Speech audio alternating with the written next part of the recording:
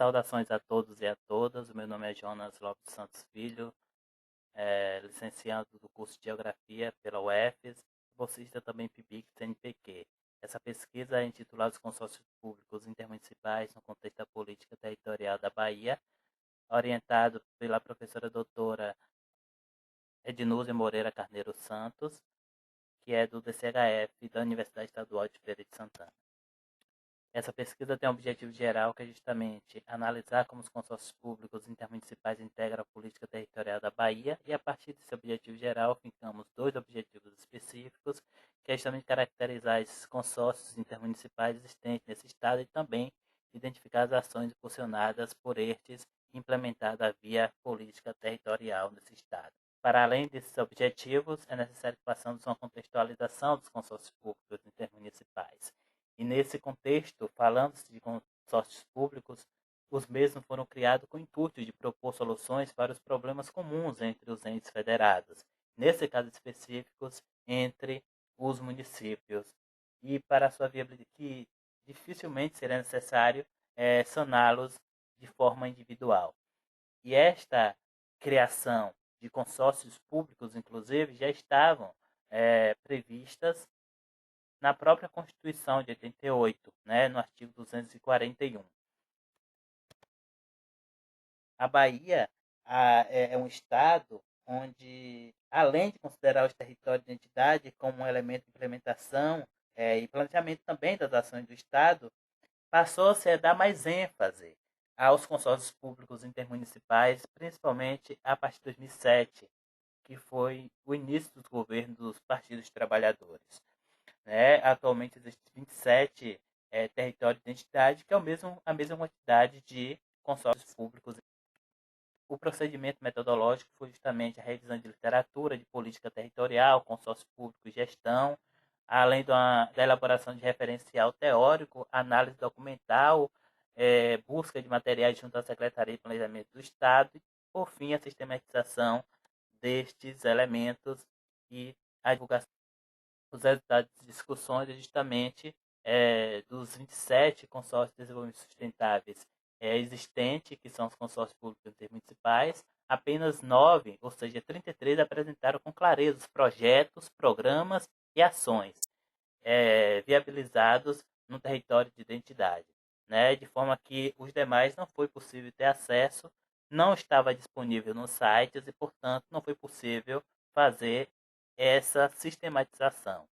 Desses analisados, foi possível destacar algumas características em comum, que apesar de, na gestão territorial, apesar de considerar os territórios de identidade como referência de regionalização territorial, são os consórcios públicos os focos de investimento e atenção e assistência. As configurações assumidas na gestão do programa, projetos e ações dos analisados, desses consórcios analisados, seguem o mesmo viés em termos de características, ou seja, o projeto ele mantém-se a estrutura e, portanto, não há discrepância na existência de serviços, projetos e ações angariados pelos CDS.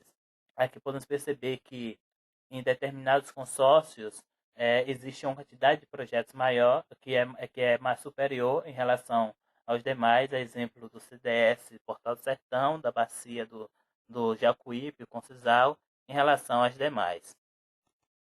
E nesses, existem alguns projetos e programas e projetos que são mais frequentes, que é justamente a inspeção municipal, que o município ele tem a autonomia de dar o selo dos produtos comercializados nesse município, o programa de regularização fundiária e também a patrulha mecanizada.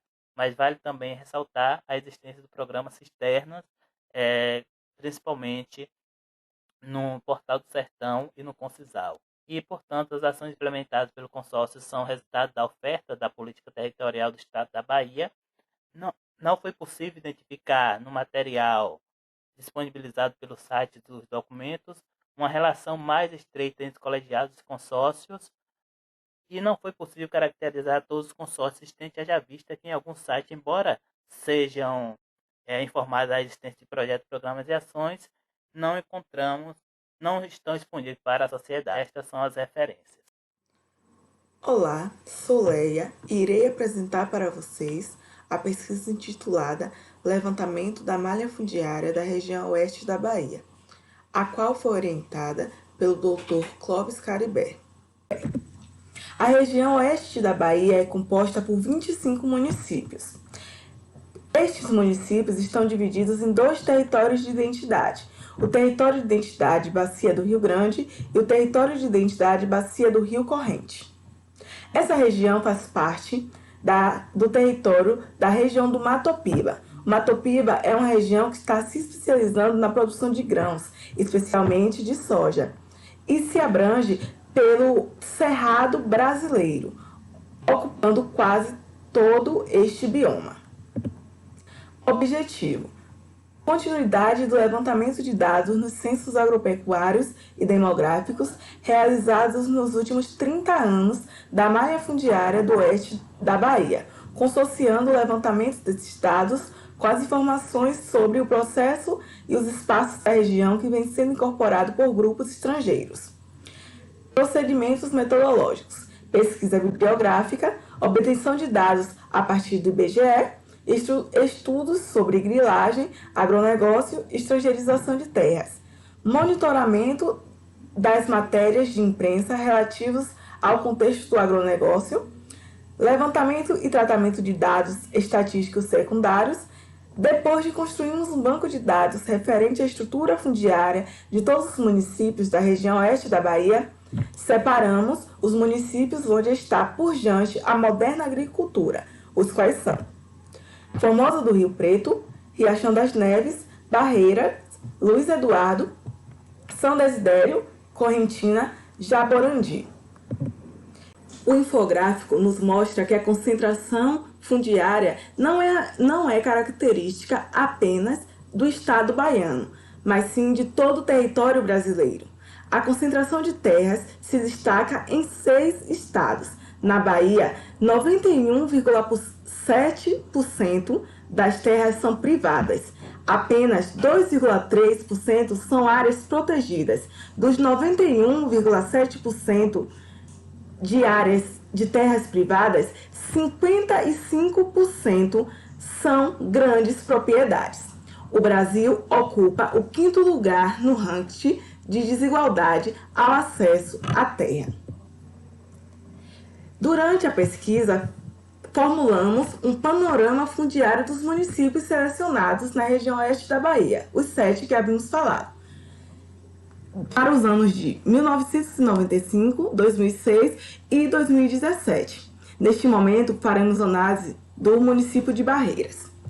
O número de estabelecimentos agropecuários para o grupo de área de 0 a menos de 100 hectares, temos 1.636 estabelecimentos, o correspondente a 85% dos estabelecimentos do município, sendo que apenas 5% desses estabelecimentos corresponde ao grupo de área de 1.000 a mais. Quando nos referimos à área dos estabelecimentos, o quadro muda, pois o grupo de área de 0 a menos de 100 hectares ocupa apenas 6,41% da área, sendo que o grupo de 1.000 a mais ocupa 74,57%, ou seja,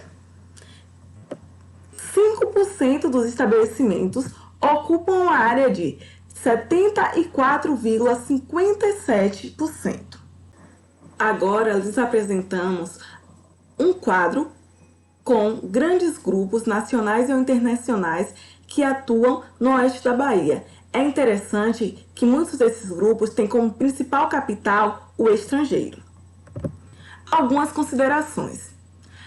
A incorporação do oeste baiano à moderna agricultura de base conservadora foi excludente e violenta, pois excluiu as comunidades que viviam ali naquele espaço e ocasionou conflitos com as novas comunidades que chegavam àquele ambiente. Essas foram as referências utilizadas nesta apresentação. Meus agradecimentos em especial ao meu orientador Clóvis Caribé, e à FAPESB e a todos aqueles que contribuíram com esta pesquisa. Obrigada.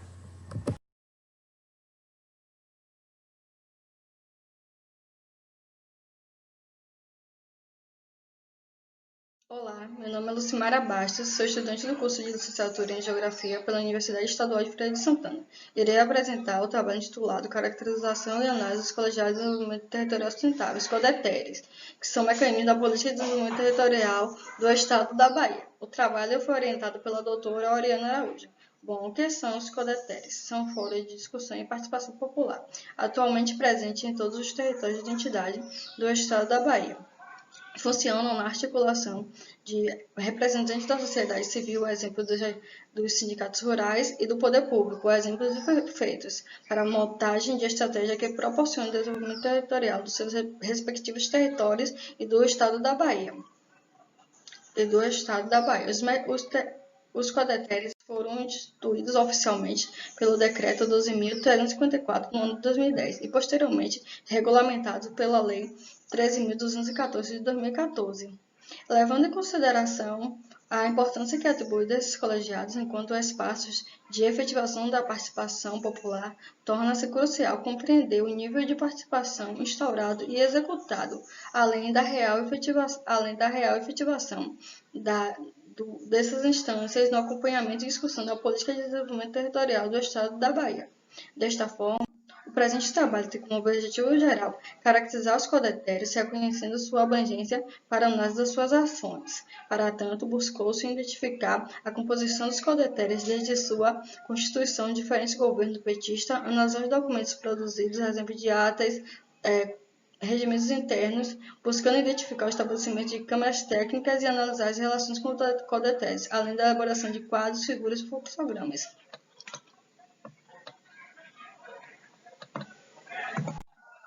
A metodologia utilizada foi a análise documental bibliográfica, além da elaboração de referencial teórico, análise da documentação específica, como leis, decretos e resoluções, a documentos produzidos pelos colegiados, como regimentos, atas e planos de desenvolvimento territoriais, dentre outros documentos.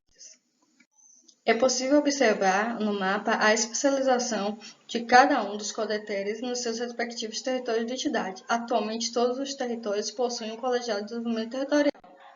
Bom, cada colegiado apresenta uma estrutura e organização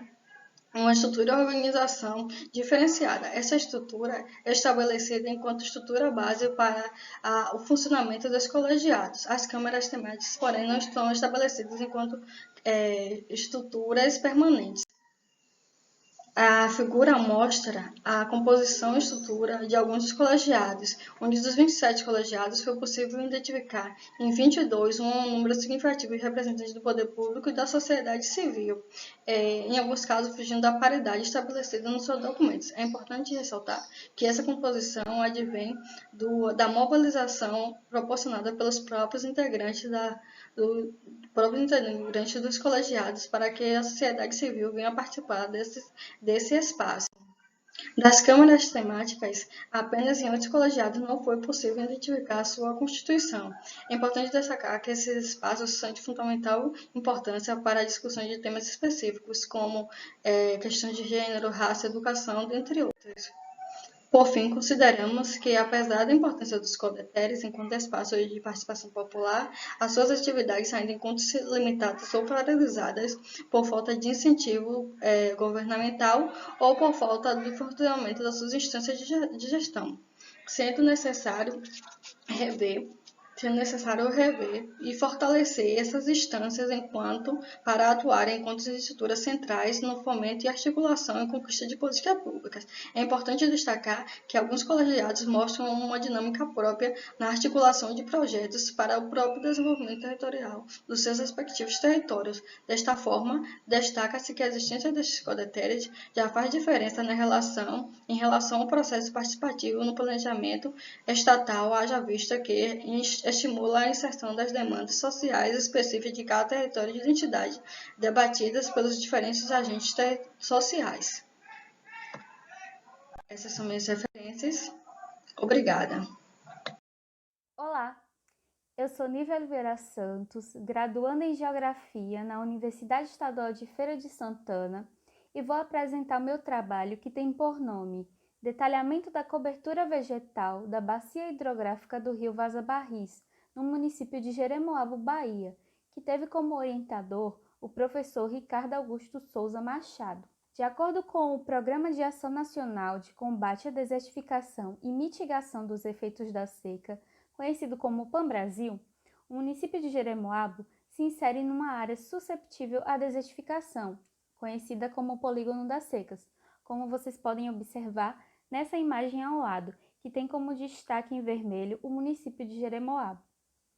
Dessa forma, antes de tudo, é necessário compreender o que é a desertificação, que, segundo as Nações Unidas, é a degradação da terra nas zonas áridas, semiáridas e subúmidas secas, resultante de fatores diversos, tais como as variações climáticas e as atividades humanas. Eu trouxe o processo de desertificação simplificado, onde, na situação 1, a vegetação nativa está sustentando o solo e retendo a água, evitando a erosão. Na situação 2, podemos observar que com a supressão da cobertura vegetal, o solo começa a ser removido pela erosão. E, na situação 3, em poucas décadas, temos como resultado um solo arenoso e improdutivo.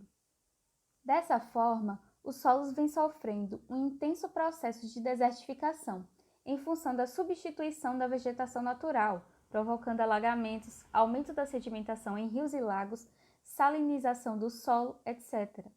A figura ao lado mostra a formação de crostas salinas no município de Jeremoabo.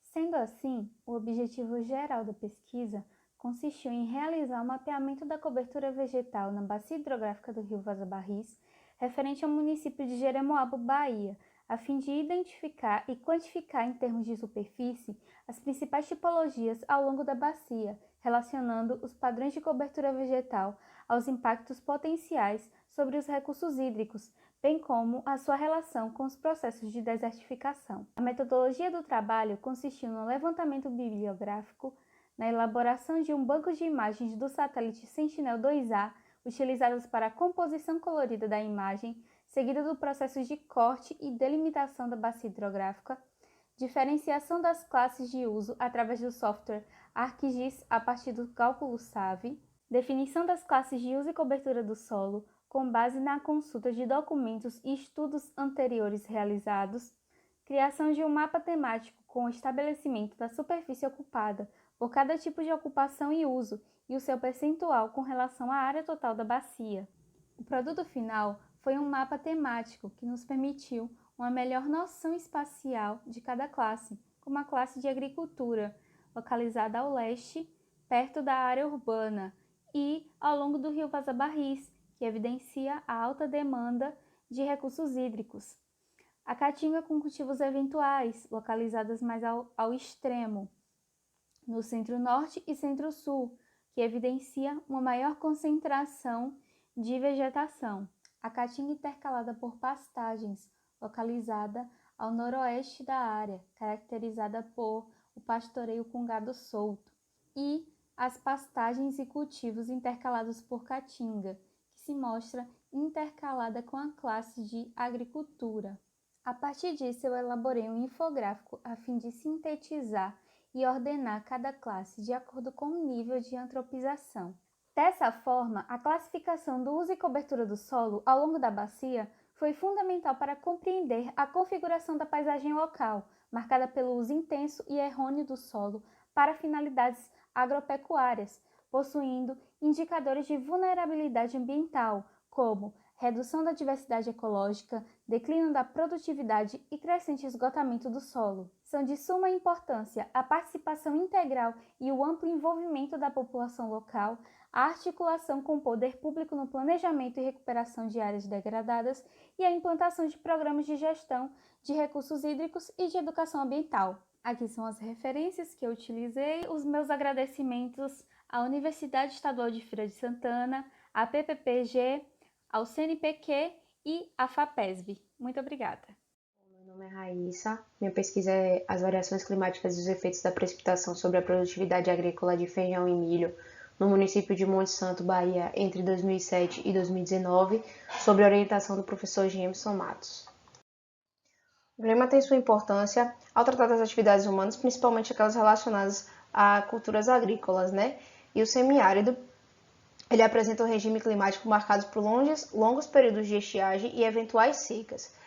Com isso, o município de Monte Santo, ele localiza-se no norte do estado da Bahia e ele está inserido nesse clima semiárido. O objetivo geral dessa pesquisa é analisar os dados de produção e produtividade agrícola, ampliando a série em 12 anos, ou seja, relacionar as precipitações mensais com a produtividade entre 2007 e 2019. Os objetivos específicos proceder ao aprofundamento do estado da arte por meio do levantamento bibliográfico, focado no clima, seus fatores e processos, bem como os efeitos da chuva e temperatura nas atividades agrícolas, interpretar e analisar os dados de chuva entre 2007 a 2019, elaborar o balanço hídrico do município em questão, nesse caso Monte Santo, né? Comparar o balanço hídrico da série anterior com a série temporal das precipitações em análise do município em questão, realizar a feitura de tabelas, quadros e gráficos por meio de programas estatísticos, a exemplo do R e Excel, e iniciar uma caracterização a respeito da aptidão pedoclimática por cultura no município, com base na literatura existente. Bom, na metodologia, primeiramente, a gente fez um levantamento bibliográfico sobre o clima, o El Niño, semiárido, agricultura de sequeiro e produtividade. Depois, um levantamento dos dados através dos sites do INMET, INPE, IBGE e Sidra. Depois, uma sistematização desses dados através da planilha Excel. E daí, a gente partiu para a análise e discussão dos resultados para a elaboração dessa pesquisa. Bom, os primeiros dados analisados são os dados de pluviosidade. Separamos os dados de pluviosidade da produção para depois relacioná-los, né? E aí é possível ver que há uma constância com dois valores discrepantes quando se trata do gráfico de precipitação no município de Monte Santo. Os valores discrepantes são 2010, com 861,6 milímetros, e 2012, com 216,5 milímetros, ou seja, um valor de uma precipitação maior e outro de uma menor. Depois a gente analisou dados de produção separadamente, né, tanto para a cultura do feijão quanto para a cultura do milho, onde alguns anos se destacam em detrimento de outros, e é possível destacar que os anos de 2012, 2016, 2018 e 2019 têm dados incompletos, né, porque a gente não conseguiu achar. A partir dos dados de precipitação pluviométrica e produção agrícola, a gente pode relacioná-los, né? Trabalhando com a pluviosidade e a produtividade. E esse gráfico mostra justamente essa relação. De 2008 a 2011, há um declínio da produtividade de 300 quilogramas por hectare, desce para zero. Mas os anos que mais destacam essa relação são os anos de 2013 e 2015, onde há um dos picos de pluviosidade e a produtividade acompanha, né? E esses 2 anos destacam-se como os anos de maior produtividade, totalizando 46,2% da produtividade durante esse período, né?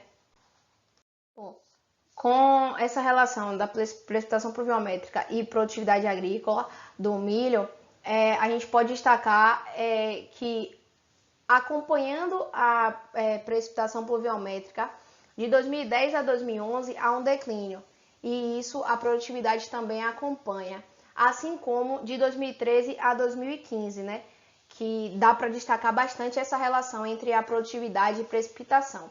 Então, há um declínio de 2013 a 2014 de 35,7%, há uma redução, e depois há um aumento de 9,4%, né, em relação à produtividade. Então, quando há um declínio e um aumento na precipitação, também há um declínio e um aumento na produtividade. Bom, a análise da precipitação em Monte Santo confirma a relação entre o aumento e subtração da produtividade do milho e do feijão, principalmente por se tratarem de culturas de sequeiro, né, que são dependentes da chuva. Então, torna-se necessário o desenvolvimento de estratégias da produção para auxiliar os agricultores e a sociedade. Com isso, com o monitoramento climático, é possível traçar soluções para problemas relacionados à agricultura de sequeiro, principalmente no semiárido. Essas são algumas referências utilizadas durante a pesquisa. Agradeço à Universidade Estadual de Feira de Santana, a PPPG, ao programa ProBIC, além do Geotrópicos e do professor Jameson por dedicação e suporte.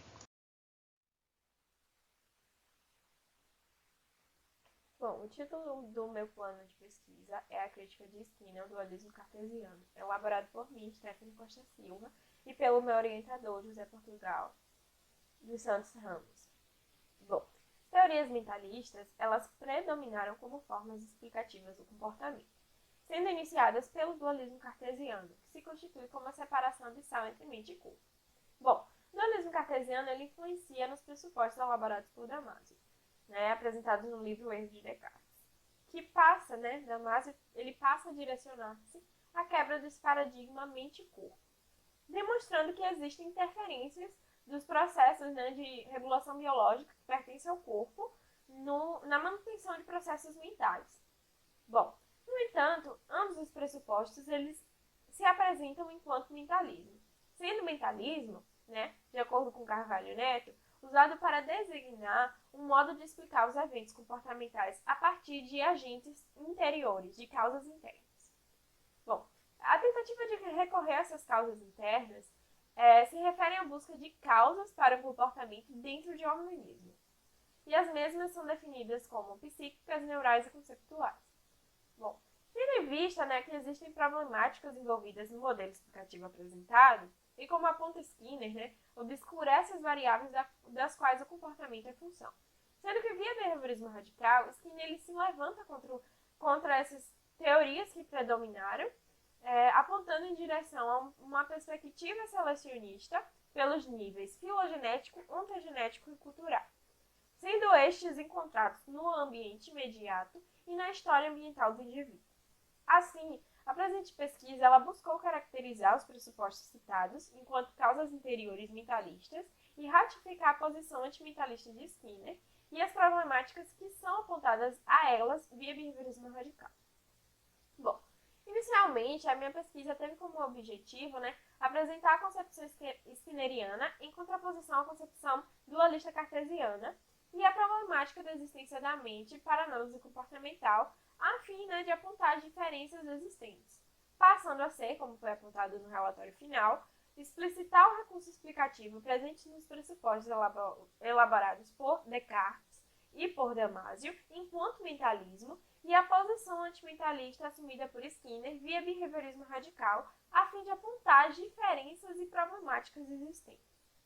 Bom, o método utilizado ele foi essencialmente teórico, com redação posterior de textos filosóficos e científicos, tendo como referência primária algumas obras dos autores Descartes, Damasio e Skinner, como também utilizou-se de fontes secundárias de alguns autores como Coutigan, Zilio e a tese de doutorado de Marcos Bentes de Carvalho Neto, além do subsídio do grupo de estudos e pesquisa, que é vinculado ao núcleo interdisciplinar de estudos e pesquisas em filosofia.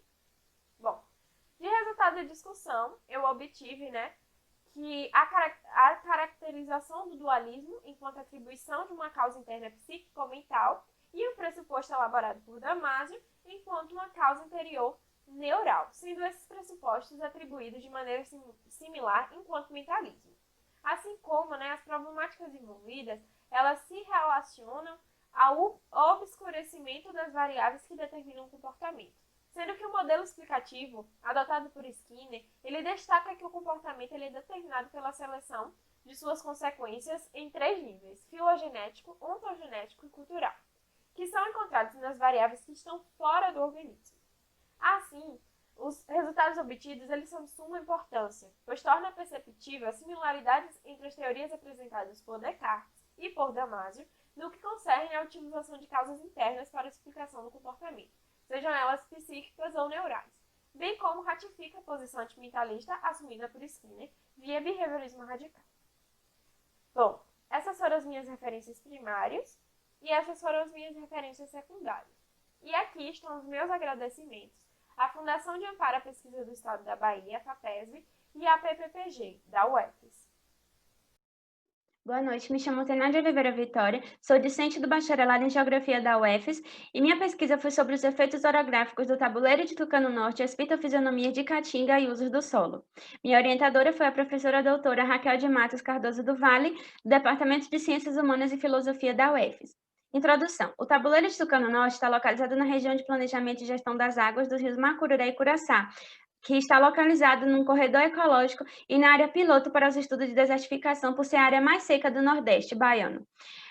O tabuleiro de Tucano Norte é o mais importante compartimento dos relevos do Nordeste devido à sua dimensão e disposição espacial, que influenciará nas paisagens regionais. O relevo é o piso sobre o qual estão fixadas as sociedades e suas atividades socioeconômicas, daí a importância da geomorfologia para o estudo do relevo e para apresentar formas para subsidiar o planejamento territorial e formas para mitigar os efeitos catastróficos no processo de formação de relevo e evolução desse. O objetivo geral é identificar os efeitos orográficos sobre as fitofisionomias de Caatinga e uso do solo na região do tabuleiro de Tucano Norte. Os objetivos específicos é construir um banco de dados do relevo, analisar os aspectos orográficos do tabuleiro de Tucano Norte, identificar as tipologias de Caatinga e agropecuária e identificar as relações causais entre tipologias de Caatinga, agropecuária e relevo. A metodologia consistiu na revisão bibliográfica para se conceituar o efeito orográfico e a influência do relevo na paisagem, na vegetação e no solo, a utilização do SIG Bahia para a produção de shapefiles de municípios, isoietas, vegetação, rochas, relevo e solo. No software ArcGIS, houve o processamento dos shapefiles, produção de mapas temáticos e o processamento do modelo digital de terreno, MDT, e produção de mapas como produto. No site do IMET, eu baixei os gráficos da temperatura, umidade, radiação e precipitação para subsidiar a análise de fitofisionomia de Caatinga e uso do solo. Esse é o mapa de localização, isoieta e sombreamento da RPGA, em que as isoietas de maiores milímetros estão concentradas no Barlavento e no sudoeste, no extremo sudoeste da RPGA. Aqui são as bacias da RPGA, Bacia do Macururé, Curaçá e Poção. Esse é o mapa de vegetação e uso do solo, em que a Caatinga Park, mais rústica, que está caracterizada por elevadas temperaturas e baixa umidade, está justamente a solta-vento do tabuleiro, e a Caatinga Park, a Caatinga arbórea arbustiva, pode ser encontrada em toda a RPGA, e o uso do solo vai estar atrelado também às áreas mais úmidas, a Barlavento e próxima aos rios. O relevo, majoritariamente, é de pedimentos funcionais ou retocados por drenagem. As áreas mais altas, de maiores altimetrias, serão na porção meridional do tabuleiro de Tucano Norte e no extremo sudoeste da RPGA, onde está a Bacia do Poção e onde há serras e maciços residuais. O mapa de aspecto é um dos mais importantes para se estabelecer, para se ver esse efeito orográfico nas fitofisionomias, uma vez que a Barlavento, as suas faces estão voltadas para leste, o que há uma menor concentração de energia calorífica durante o dia, diferentemente do solta-vento, que as faces estão voltadas para oeste e há uma maior concentração de energia calorífica durante o dia, diferenciando nas fitofisionomias que irão ser apresentadas nessas porções. A discussão pode ser resumida nesses quadros, em que a Caatinga arbórea arbustiva ela vai se apresentar em todas as porções do tabuleiro de Tucano, ou da RPGA, vai estar relacionada a declividade e rugosidade baixa, e as isoietas elas são maiores de 400 milímetros, diferentemente da Caatinga Park, em que as isoietas elas estão sempre enquadradas a esses 400 milímetros. A declividade, o terreno e a altimetria vão ser baixas. A localização só em pequenas porções a Barlavento e em todas as outras porções a solta-vento, ou seja, na Bacia do Macururé, Curaçá e Poção. O uso do solo vai estar atrelado ao Barlavento e a porções no Curaçá e Poção. Além disso, as isoietas elas são elevadas, maiores que 400 milímetros. Conclusões. O Barlavento do tabuleiro de Tucano Norte é considerado um subespaço de exceção em meio à semi-aridez da RPGA, devido às suas faces voltadas para leste, hipisometrias elevadas, intensa incisão fluvial e influência das isoietas de 500 a 600 milímetros. Barlavento também é um enclave úmido e semiúmido na RPGA, e que irá apresentar remanescente de Caatinga arbórea arbustiva e onde se processa a agricultura e pecuária nessa região. Solta-vento vai ser onde apresenta a Caatinga Park, fitofisionomia relacionada a ambientes de elevada temperatura, baixa umidade e precipitação, e apresentará a influência da isoeta de 400 milímetros, baixa incisão fluvial e disposição de suas faces para oeste. Agradecimentos à FAPESB, UFES, PPG e PPGM.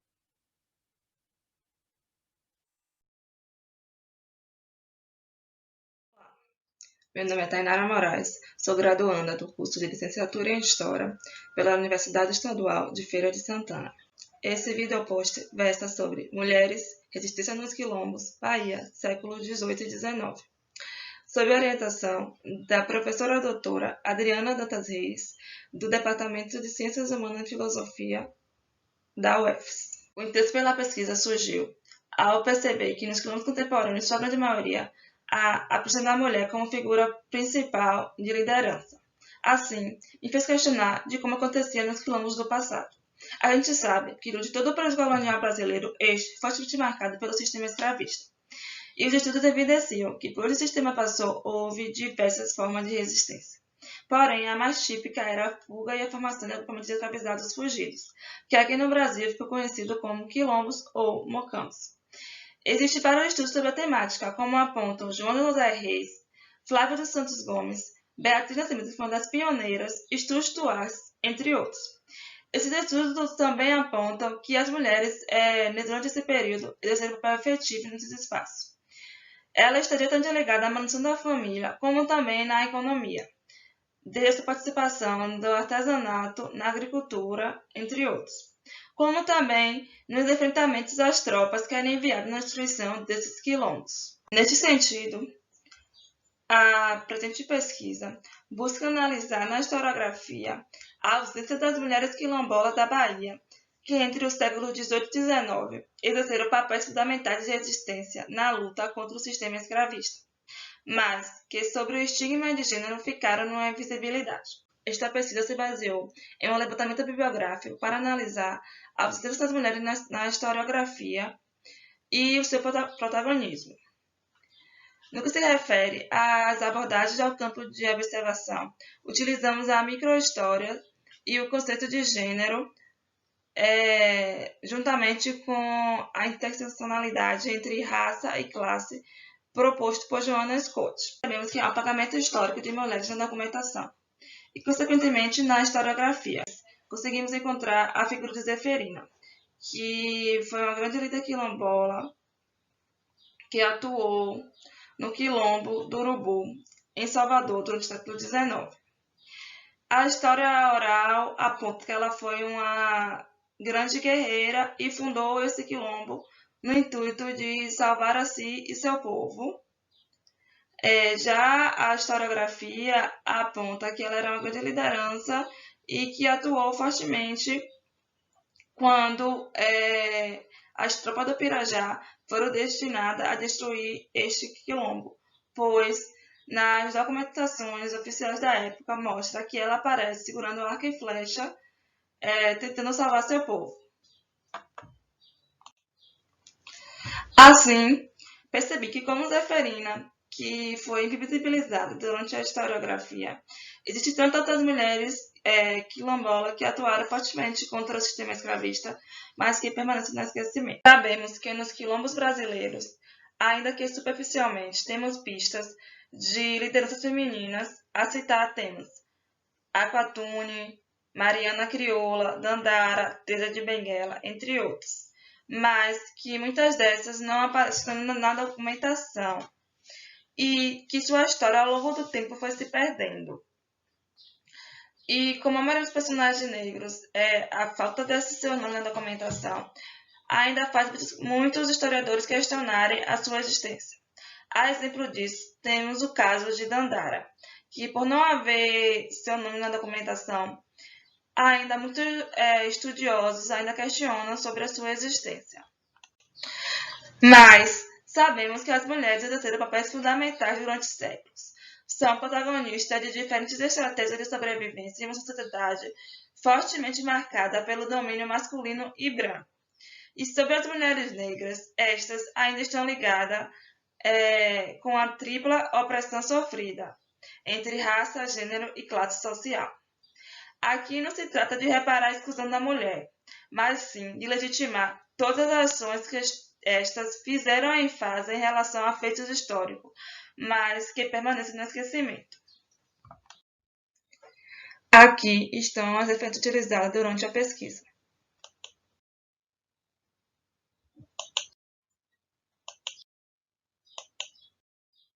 Obrigada. Olá a todos e todas. Eu sou Wilton Alves Ferreira Júnior e vou apresentar para vocês alguns resultados alcançados no desenvolvimento do plano de trabalho, roteiro de fontes para análise dos usos, saberes e circulação das produções botânicas na Baía Atlântica Colonial, 1780 a 1808, desenvolvido com a orientação do professor Rodrigo Osório Pereira. Nosso objetivo com esse plano foi desenvolver um roteiro de fontes a partir dos catálogos de fontes do Arquivo Histórico Ultramarino, usando para isso uma série de filtros. O primeiro deles foi o recorte espacial, a Baía Atlântica Colonial.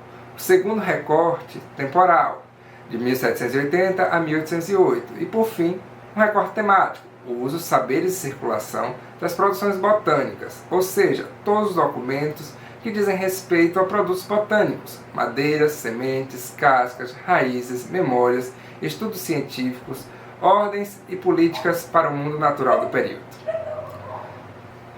Para chegar nos roteiros, é necessário conhecermos um pouco sobre esses documentos, que as instituições os produziram e os guardaram, bem como os caminhos que eles percorreram para chegar até nós.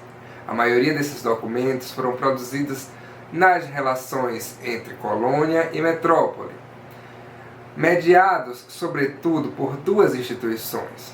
O Conselho Ultramarino, que foi um órgão cuja esfera de atuação era vasta, competia ao Conselho todos os assuntos referentes ao Brasil e a outras partes ultramarinas, bem como a administração da fazenda, o provimento de todos os cargos da justiça e da guerra, entre outros.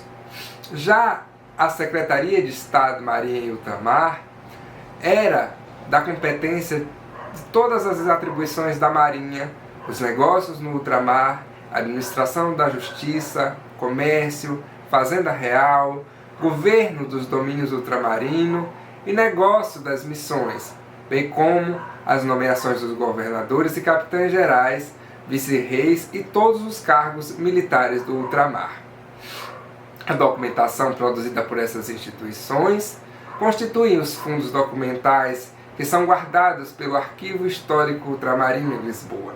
Esses documentos hoje podem ser acessados online graças ao trabalho realizado pelo Projeto Resgate, que foi a iniciativa conjunta entre pesquisadores brasileiros e portugueses, visando levantar, catalogar e microfilmar os documentos de interesse brasileiro existentes nos arquivos portugueses. Quanto aos roteiros de fontes, nesse trabalho foram produzidos 4 roteiros de fontes, a partir de 4 catálogos do Arquivo Histórico Ultramarino. No total, foram 13.565 documentos analisados, sendo que destes, 1.552 foram selecionados. Analisamos também um 5º catálogo, o ARRU CU 089, mas esse não foi frutífero na produção de mais um roteiro. Fizemos também uma separação temática dos documentos selecionados e constatamos as proporções em que eles se distribuem. Ao longo desse processo, buscamos refletir sobre a relação entre o historiador e suas fontes, pensando o arquivo como um ponto de inflexão entre história, memória e patrimônio, de como esses processos não são neutros nem naturais. Refletimos sobre a organização dos catálogos do ARRU, a sua lógica de constituição, das referências documentais e as possibilidades de reorganização do acervo catalogado. Também foi possível localizar novos atores, novos sujeitos e novos interesses, envolvidos nas dinâmicas acerca do mundo natural na Baía Atlântica Colonial. Conseguimos mapear sujeitos e processos até então desconhecidos pela historiografia, como é o caso do padre Marcelino Francisco de Melo, que já denunciava a destruição das madeiras e os prejuízos ao mundo naturais provocados àquela altura pela ocupação europeia. Como resultado, criamos um guia de fontes específico, os roteiros, que se constituem um instrumento estratégico aos historiadores interessados nas ciências coloniais, no trabalho dos funcionários naturalistas da Bahia, na identificação de espécies, nas ideias e políticas ambientais do período e muitos outros aspectos. Sem dúvida, a grande contribuição desse trabalho é possibilitar novos trabalhos, facilitando o acesso a um conjunto temático de fontes, sobremaneira a possibilidade de cruzar dados, estabelecer novas leituras e interpretações para os documentos que antes estavam em silêncio. Obrigado. Tenham todos um bom semestre.